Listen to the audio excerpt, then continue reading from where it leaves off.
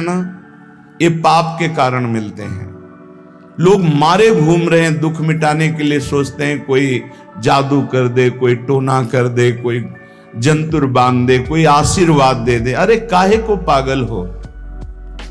यदि तुम अच्छे आचरण करते हो, भगवान नाम जप करते हो, सद धर्म से चलते हो, तो तुम्हें किसी से आशीर्वाद मांगने की जरूरत नहीं। बात मान लीजिए, प्रार्थना मान लीजिए। दिखावे में लाखों लोग अपने जीवन को नष्ट करने के लिए तैयार हैं। ये माया का ही तो दिखावा है जिसमें जन्म के जन्म हमारे नष्ट होते जा रहे हैं। सत्य मार्ग को क्यों नहीं पकड़ते हो? किसी के आशीर्वाद की जरूरत नहीं आपको आनंद प्राप्ति के लिए। आप आनंद के बच्चा हो, आनंद स्वरूप हो। जिनसे आशीर्वाद मांगते हो उनके अंदर जो आत्म तत्व बैठा है वो तुम्हारे अंदर बैठा है। वही संपूर्ण आनंद लिए तुम्हारे अंदर बैठा है। तुम्हें किसी से गिगियाने की जरूरत नहीं। बस तुम अपने स्वरूप को नहीं पहचान पा रहे हो, अपनी शक्ति को जागृत नहीं कर पा रहे हो, इसलिए तुम दौड़े घूम रहे हो। भागने की जरूरत नहीं है। सत्संग सुनो, उसे अपने आचरण में उतारो। ये बात आप कागज में लिख लो, चाहे दिमाग में लिख लो। जब तक आपके आचरण शुद्ध नहीं होंगे, जब तक आप भजन नहीं करोगे, जब तक आप दूसरों को सुख नहीं दोगे, मन वचन कर्म से किसी को भी दुख नहीं पहुंचाना, तब तक आप भागे। और यहां से लेकर ब्रह्मलोक तक अगर आपको सुख मिल जाए तो बता देना। आ ब्रह्म भूनान लोकान पुनरावर्तिनो, अर्जुन यहां सुख मिलने वाला है।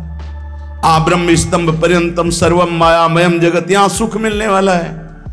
अगर सुख सिंधु भगवान का भजन नहीं करेंगे, बैठ के अपने घर में बैठकर आधा घंटा भजन नहीं करेंगे, मारे घूम रहे हैं, सोच रहे हैं ये भगवान का अवतार है, हमारा कल्याण हो जाएगा। ए भाई, जब भगवान वास्तविक अवतार लिए और जो भजन नहीं किए उनका भी कल्याण नहीं हुआ। भगवान के अवतार के समय हम भी रहे होंगे कहीं ना कहीं, किसी जीव जंतु के रूप, कल्याण हुआ क्या? अब भजन करोगे तो कल्याण हो जाएगा। हमारी बात मान लो। बार बार आपको कभी कड़वे शब्दों में, कभी मीठे शब्दों में बताते हैं, ए भाई, बचपन से भगवान के मार्ग में लगे हुए हैं, हमको अपना कर्म भोगना पड़ रहा है। जो शरीर रचना के समय रचा गया था, वो सुखद या दुखद कर्म भोगना पड़ा। रामकृष्ण परमहंस जी के कैंसर था, भाई जी हनुमान प्रसाद पोद्दार जी के उदर में कैंसर था, बड़े बड़े महापुरुषों को भोगना पड़ा। तो प्रारब्ध को भोग लो। ये भोगने की सामर्थ्य नाम जप से आ जाएगी, और नाम जप करके जन्म मरण के चक्र से मुक्त हो जाओ। मान लो मेरी बात। क्या वृंदावन की परम पावन रज से बढ़कर त्रिभुवन में कोई रज है? इस रज में बैठकर तुम्हें आनंद नहीं मिल रहा तो कहां मिलेगा तुम्हें? क्या भगवान नाम से बढ़कर कोई अमोघ शक्ति है जो भगवान को अधीन कर सके? सुमिर पवन सुत पावन नामो, अपने बस कर राखे रामो। लेकिन समझ में नहीं आता। ये जीव सोचता है कोई तपस्वी, कोई सिद्ध से हमारे दुख दूर हो जाएं। नहीं, भगवान के वचन सुन लीजिए। दैवी हेषा गुणमयी मम माया दुरत्तया, मामेव ये प्रपद्यन्ते माया में ताम तरन्ति ते। ये गुणमयी माया को पार करना बहुत कठिन है। एकमात्र उपाय है, मेरी शरण में आ जाओ। हरि शरणम श्री कृष्ण शरणम मम। जब तक प्रभु की शरण में नहीं, तब तक माया मुक्त। पर समझ में नहीं आता। लोगों को ऐसा लगता है मैं जाऊंगा, आशीर्वाद मिलेगा, मैं सिद्ध हो जाऊंगा, सब दुख नष्ट हो जाएंगे। आप समझो, हमारी प्रार्थना को समझो। हम अंदर से पीड़ित होकर बोल रहे हैं, आप लोग समझते नहीं हो। भगवान का भजन किए बिना कहीं भी भाग के चले जाओ, आपको शांति नहीं मिलेगी प्यारे। और घर में बैठकर यदि भजन करोगे तो घर तीर्थ हो जाएगा, घर में भगवान पधारेंगे, आप आनंदित हो जाओगे। संत संग का फल होता है भागना, मिट जाना। सत्संगति संस्कृति कर अंता, ये जो जन्म मरण का भागना ये मिट जाएगा। ये छोटे मोटे भागने से, शब्द सुना, मनन किया, आचरण में लग गए। कभी महीना 2 महीना में अगर संयोग बना तो हम बैठ के सत्संग सुन रहे हैं, नहीं तो हमारे पास यंत्र है, हम रोज उससे नवीन उत्साह प्राप्त करें भगवत मार्ग में चलने का। जब मिले तब दर्शन कर लिए, नहीं तो हम उनकी आज्ञा पर चल रहे हैं तो हमारा सदैव सानिध्य है। भागने की जरूरत नहीं। नहीं भाई नहीं, थोड़ा चैन लो, थोड़ा शांति लो, भागने की जरूरत नहीं है। अंदर से भगवान को सुमिरन करने की जरूरत है। थोड़ा संयम में आओ। जिसको देखो मनमानी आचरण कर रहा है, सोचता है कोई संत महात्मा आशीर्वाद दे देंगे, तो तुम्हें संत महात्मा मिलेंगे ही नहीं। तुम करोगे पापाचरण तो संत महात्माओं का सानिध्य ही नहीं मिलेगा। पापवंत कर सहज स्वभाव, भजन मोर ते भावन काऊ, जो पे दुष्ट हृदय सोई होई, मोरे सन्मुख आओ की सोई। अच्छे आचरण करो, घर बैठे महात्मा मिल जाएंगे, कोई आ जाएंगे ऐसे, तुम्हें कृतार्थ कर जाएंगे।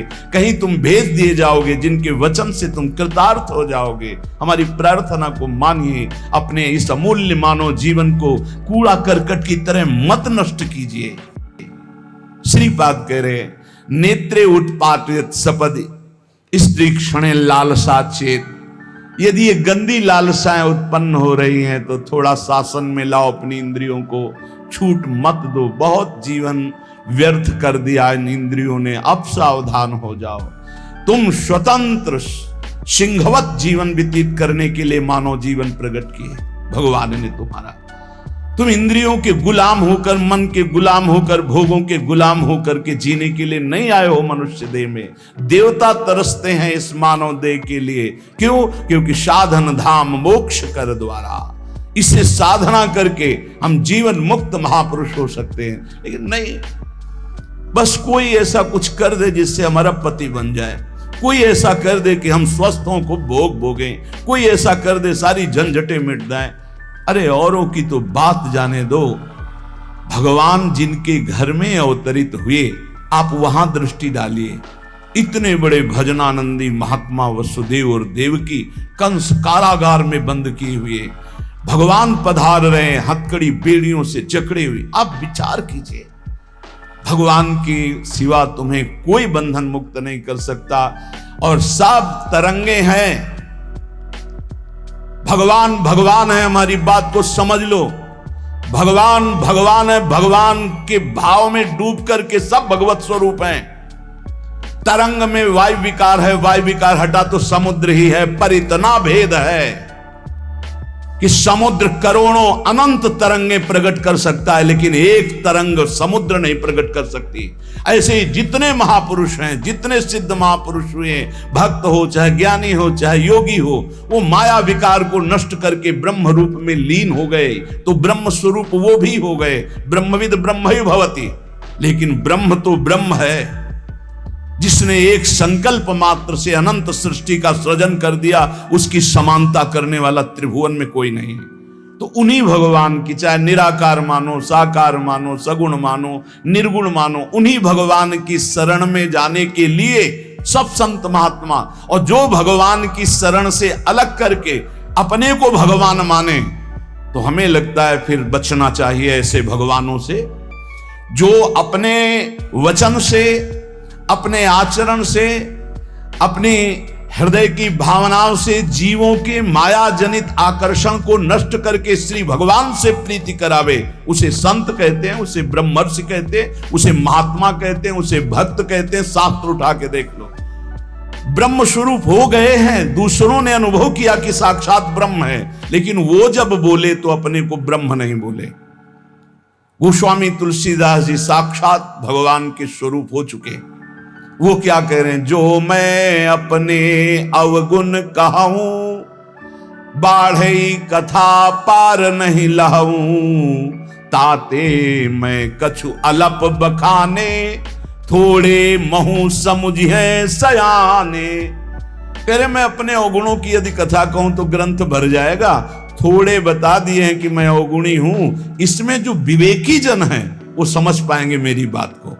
क्या समझ पाएंगे? कि भगवान की शरण में जाने से जीव भगवत स्वरूप हो जाता है। गोस्वामी जी भगवत स्वरूप है, सामने भगवान बैठे हुए सबरी माता का स्तवन कर रहे हैं नवधा भक्ति के द्वारा। और सबरी जी ऐसा कह रहे, अधम ते अधम अधम अति नारी, तिनमा मैं मति मंद अघारी। ये है महापुरुष, भगवान के चरणारविंद की नाम की लीला कथा की वृत्ति हृदय में जिनके संग से जागृत हो, वही सत्संग है। हम लोग बड़े बावरे हैं। अरे तरंग कभी समुद्र प्रकट कर सकती है? सब तरंगे हैं। वायु विकार हटा समुद्र हो गई, मुझे कोई इस पे संशय नहीं। बूंद अलग है तो बूंद है, और समुद्र में गिर गई तो समुद्र है, लेकिन बूंद समुद्र नहीं प्रकट कर सकती। ऐसी करोड़ों अनंत बूंदे समुद्र से, लहरों से ऐसे उठती रहती, उनका नाम भगवान है, जिनसे अनंत महात्मा, अनंत ब्रह्म ऋषि, अनंत ब्रह्मांड सृजन, उन भगवान की शरण में जाने से इस माया से मुक्ति होती है। साहब समझ नहीं पा रहे। अरे जिनका नाम जप कर, जिनका चिंतन करके, जिनके आश्रय से जीव ब्रह्ममय हो जाता है, भगवत स्वरूप हो जाता है, वही तुम्हें करना है। यही सत्संग से प्राप्त होता है। अगर ये ना प्राप्त हो तो सत्संग नहीं है, वो कहीं ना कहीं घुमा करके हमको भटकाया जा रहा है। भगवान भगवान है, वही सबके हृदय में है। जो हृदयस्थ भगवान में तन्मय हो गया, उसमें और भगवान में अंतर नहीं, बिल्कुल मुझे संशय नहीं। पर भगवान भगवान हैं, इतना समझना पड़ेगा। उनके स्थान में कोई नहीं है, उनके समान कोई नहीं है, फिर उनसे बड़ा कौन हो सकता है? ये भोले भाले जीव समझते नहीं, भागे घूम रहे। उन्हीं भगवान का नाम जप करो, चीख चीख के कहते हर प्रश्न का उत्तर नाम है। अगर नाम जप करके देखो तो प्रश्न ही नहीं रह जाएगा, सब समाधान हो जाएंगे। और भागे घूमे तो कभी प्रश्न की कभी शांति नहीं होगी, संशय पर संशय उठता चला जाएगा।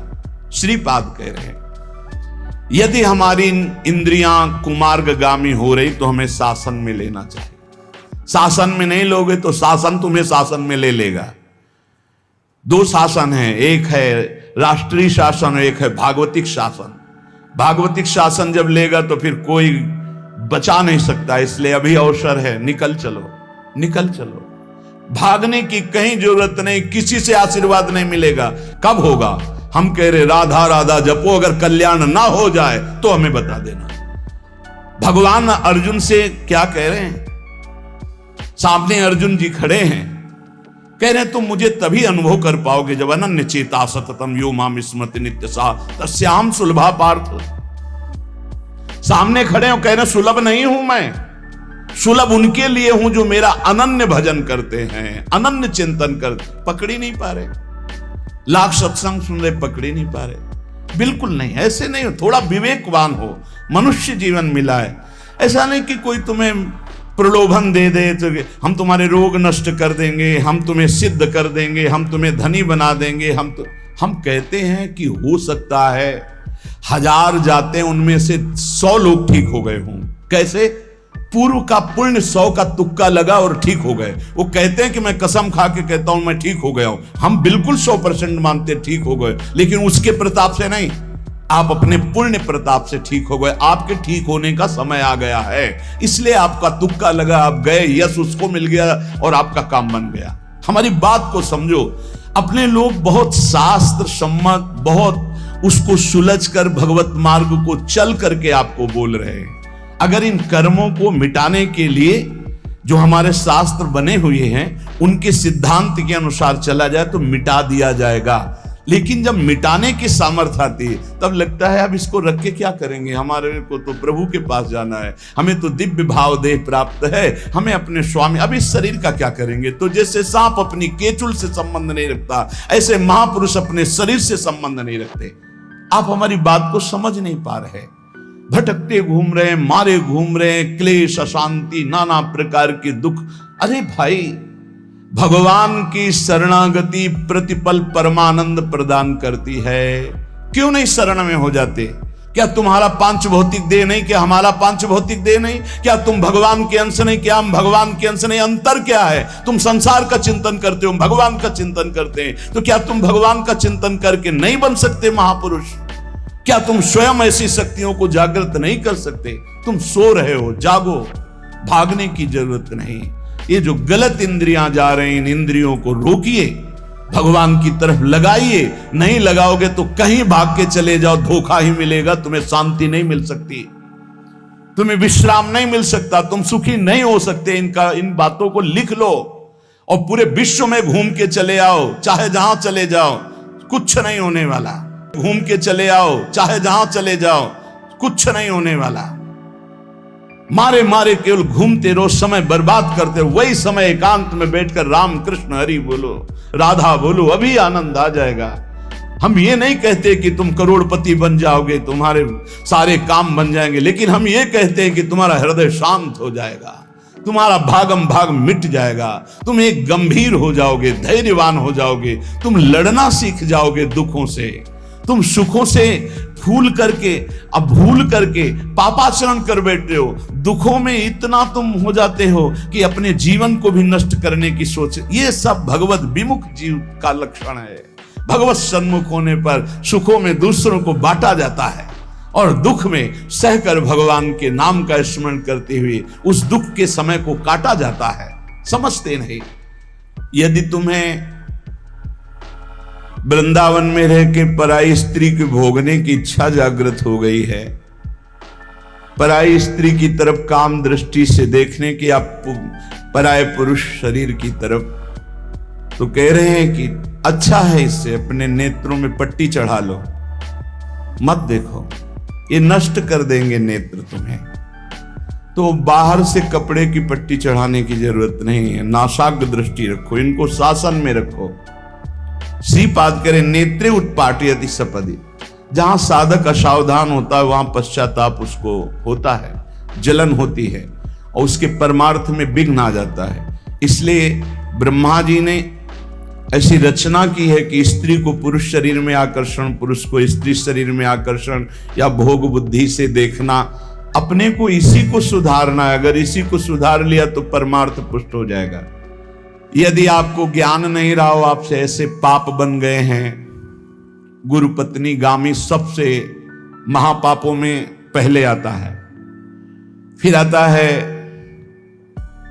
जो ब्रह्म ऋषिजन हैं उनकी भार्या, फिर आता है मद्यपान मदिरापान करना, फिर स्वर्ण की चोरी करना, और जो ऐसे पुरुषों का संगी है वो महापापी, गौ हत्या करना महापाप। ऐसे जो महापापी जन हैं, पाप हो चुके हैं उनसे, अब वो विचार करें कि मेरा कल्याण कैसे हो सकता है, मैं तो महापापी हूं। तो श्रीपाद करें हर जीव को अंतिम सांस तक भगवत प्राप्ति का मार्ग खुला है। बहुत बड़ी बात है, बहुत बड़ी बात है। आज तक भोगना पड़ रहा है गुरु पत्नी गामी का कलंक चंद्रमा जी को, आज तक। ये बड़े बड़े महत पाप हैं जो लोग नहीं समझते हैं। ये बात समझ लें, पर स्त्री गमन, मदिरापान, द्वित कीड़ा, स्वर्ण चोरी, गुरु पत्नी गामी, ब्रह्म ऋषियों की तरफ जो उनकी भार्या है उनकी तरफ ये काम भाव से देखना, गौ हत्या, ये महत पाप हैं। ये पाप नष्ट कर देते। भ्रूण हत्या, ये सब महत पाप है। अगर ये पाप बन गए हैं जाने अनजाने में जीवन में, और अब हमने सत्संग सुना तो अब हमें प्रायश्चित हो रहा है कि मेरा कल्याण कैसे हो सकता है। तो श्रीपाद कह रहे एक बार हृदय से जलन पैदा करो कि मेरे से बहुत गलती हो गई, और श्रीधाम वृंदावन आ जाओ। वृंदावन की परिक्रमा करो, रज में लौटो, रसिकों का संग करो। ये नियम ले लो कि अब जीवन में कभी पाप नहीं करेंगे, और नाम जपना शुरू कर दो। तो कह रहे हैं निश्चय सुनिर्वाही महाधार्मिका, निश्चित वो धार्मिक हो जाएगा, उसके सारे पाप नष्ट हो जाएंगे और भगवत प्राप्ति कर लेगा इसी जन्म में। भगवत प्राप्ति आखिरी सांस तक हो सकती है। आखिरी सांस में बोला राधा राम कृष्ण हरि, बिल्कुल भगवत प्राप्ति हो जाएगी। विश्वास कर लो इस बात पे। इसलिए कोई भी कभी निराश न हो कि मुझे भगवत प्राप्ति नहीं हो सकती, मेरा कल्याण नहीं हो सकता। इस श्लोक में श्रीपाद ने बताया यदि ऐसे महापाप किए हुए हो तो श्रीधाम वृंदावन आ जाओ। धाम है भगवान का, निज धाम है। जो बड़े बड़े तीर्थों के अवगाहन से पाप नष्ट नहीं होते, जो कि महापाप कहलाते हैं, वो धाम में रज में लौटने से, परिक्रमा करने से, नाम कीर्तन करने से, सत्संग सुनकर सतमार्ग में चलने से। कह रहे हैं निश्चय सुनिर्वाही महाधार्मिका, निश्चय उसके सारे पाप नष्ट हो जाएंगे और वो धार्मिक ही नहीं महाधार्मिक हो जाएगा। यदि ऐसा पुरुष है, ऊपर के श्लोक में जो बताया महापापी, अब कह रहे हैं अगर ऐसा पुरुष है कि कभी धर्म की चर्चा ही नहीं सुनी, जो सदैव अधर्म में ही ग्रस्त रहा है और इतना नीच है कि पापी लोग भी उसकी निंदा करते हैं। कुछ पाप ऐसे होते हैं जिनकी पापी लोग भी निंदा करते हैं। जैसे जेल कोई जाता है, हमें बताया गया है, तो उनमें कैदी लोग पूछते हैं क्या करके आया है, वो बताया गया कि भाई ये राष्ट्र रक्षा के लिए ऐसा ऐसा किया, पर अधिकार नहीं था, तो अनाधिकार चेष्टा में इसने अपने समाज की रक्षा के लिए ऐसे ऐसे किसी ऐसे उपद्रवी को मारा। तो हाथ मिलाते हैं उसको सम, ये काहे क्या है, बोले अपनी बेटी के साथ ऐसा गंदा आचरण कर। तो बोले वहां के कैदी भी गुस्सा होकर उस पर दृष्टि रखते हैं, उसे घृणित दृष्टि से देखते हैं। तो यहां कह रहे हैं जो धर्म की वार्ता नहीं जानता, अधर्म से ग्रसित रहा है, और नीच पुरुष पापी लोग भी उस पर क्रोध दृष्टि से देखते हैं कि बहुत ही नीच है ये। ऐसे खोट कर्म करने वाला समाज से जो बहिष्कृत हो चुका है और निश्चित हो चुका है कि अब इसकी दुर्गति पक्की है, उसके लिए भी एक चांस है। बोले निजोरु कृपया शांत्या च वृंदावनम स्वस्मिन नामृत चेत ददाति वसतिम धन्योस्ति वृंदावने। बोले निज कृपा से वृंदावन उसको पावन कर सकता है यदि वह करके ये जीवन भर का नियम ले ले कि अब मरूंगा तो इसी रज में वृंदावन से कभी बाहर नहीं जाऊंगा, तो असीम कृपावान प्रिया प्रीतम का निज धाम ये उसके सारे पापों को नष्ट करके उसे धन्य कर, धन्योस्ति वृंदावने, उसे धन्य बना देगा। पहले में महापापों का वर्णन किया, दूसरे में नीच आचरण करने वाला अधर्मी जो सबसे ज्यादा तिरस्कृत है, वो भी अगर श्रीधाम वृंदावन में आमरण वास स्वीकार कर ले कि अब वृंदावन, वैसे तो मैं बहुत पापी नीच हूं पर अब वृंदावन को नहीं छोड़ सकता, आजीवन वृंदावन वास करूंगा चाहे जितना कष्ट मिले, तो श्रीपाद कह रहे हैं चेत ददाति वसतिम धन्योस्ति वृंदावने। वो वृंदावन वास स्वीकार करने के कारण वृंदावन की कृपा से निष्पाप होकर धन्योस्ति, धन्य हो जाएगा, अर्थात उसको भी भगवत प्राप्ति हो जाएगी। देखो जब आनंद मिलेगा तब मन पंगु हो जाएगा। जैसे भौरे में बहुत बड़ी ताकत है कि चाहे जितना मजबूत काठ हो, वो बड़े मौज से खेलते खेलते उसमें छेद कर देगा। जब कमल की पराग वृत्ति में वो पहुंचता है तो थोड़ा सा भी पराग को धक्का न लगे, शांत होकर बैठ जाता है, चाहे जीवन खोना पड़े वो कमल की पंखुड़ी को नहीं काटता। ऐसे उदाहरण दे रहे, ऐसे ही तुम्हारा मन तब तक उद्दंडता करता रहेगा जब तक भगवत सुख नहीं मिलेगा, और जिस दिन इसे आनंद मिला भगवद आनंद, ये बैठ जाएगा, इसका अस्तित्व खत्म हो जाएगा, ये बैठ जाए। निज सुख बिन मन होई कि थीरा, बिना आत्मानंद का अनुभव मिले मन स्थिर नहीं होगा, शांत नहीं होगा, विश्राम नहीं पाएगा। भौरे का दृष्टांत देकर के मन को समझा रहे कि मन भौरा है, भटक रहा है विविध भोगों में, बड़ा मजबूत है, बलशाली है, लेकिन ये तभी निर्बल बनेगा जैसे भौरा कमल में आ जाता है तो वहां अपना बल खो देता है। ऐसे ही श्री हरि चरणारविंद, हरि नाम, भगवद आश्रय, भगवत भक्ति, इसी में मन आनंद को प्राप्त होगा। तो आपको कहीं भागने की जरूरत नहीं। आपने सुना कि जंगल में भागने से क्या होगा, जल पीने से क्या होगा, फलाहार रहने से क्या, शांति से अपने घर को ठाकुर जी का मंदिर मान लो, खूब नाम कीर्तन करो, भगवत चर्चा करो, भगवान का सुमिरन करते हुए जीवन व्यतीत करो, इधर भी सुखी परलोक में भी सुखी। किसी से आशीर्वाद मांगने की जरूरत नहीं, दौड़ने भागने की जरूरत नहीं, हाहाकार मचाने की जरूरत, ये बहुत आनंद का जीवन है मानो दे।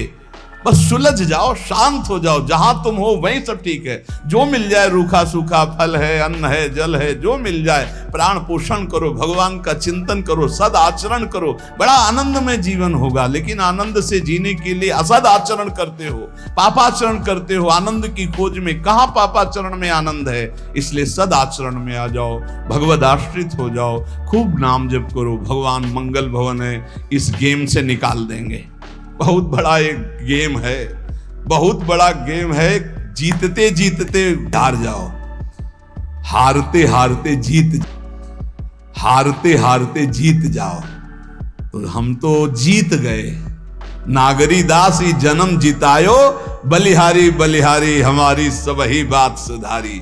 कृपा करी श्री कुंज बिहारी, और श्री कुंज बिहारी हमारी सबही बात सुधारी। राख्यो अपने वृंदावन मां, बस खास बात बल गई। नहीं, आप क्या समझते हो? हाहाकार मचा हुआ, तांडव मचा हुआ है माया का। ये तो धाम है, इसके प्रभाव से आप बिल्कुल शांत आनंदमय हो। धूल भरी आंधी दूर से निकल रही। नहीं तो आप संसार में देखो, सतोगुण, रजोगुण, तमोगुण, 3 गुण है। सतोगुण तो कहीं कहीं नहीं, रजो और तमो की तांडव वृत्ति मची हुई है। जहां कहीं भगवत चर्चा, भगवत नाम कीर्तन, भगवत गुण, बहुत विक्षेप माया डालती है। इसलिए खूब नाम जप करो, इसी जन्म में भगवत प्राप्ति कर लो, दोबारा इस कलयुग में जन्म ना हो। पक्का ऐसा भजन करो कि आगे अब देखते जाओ। अरे भाई, बड़ा आश्चर्यमय समय, बड़ा आश्चर्यमय समय है। अभी तो कुछ है नहीं, अभी तो बबुआ है कलयुग, घुटने के बल चल रहा है। थोड़ा खड़ा होने दो, फिर ताल ठोकने दो।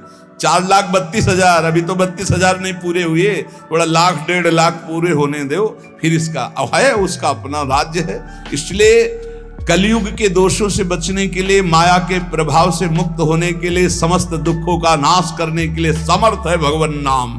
खूब नाम जप करो, नाम कीर्तन करो, भगवत चर्चा करो, इसके सिवा कोई उपाय नहीं है।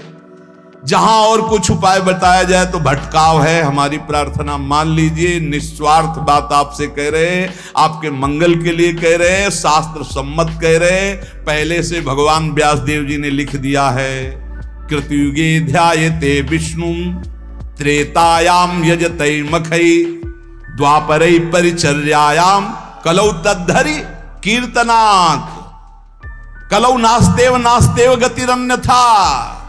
कलयुग में कोई और गति, और गति, और गति नहीं है। हरे नाम हरे नाम हरे नाम केवलम, केवल हरि का नाम, केवल भगवत नाम है। इसलिए खूब नाम कीर्तन, नाम जप, भगवत चर्चा, जीवन सार्थक। शेष चर्चा आगे। श्री राधा वल्लभ लाल।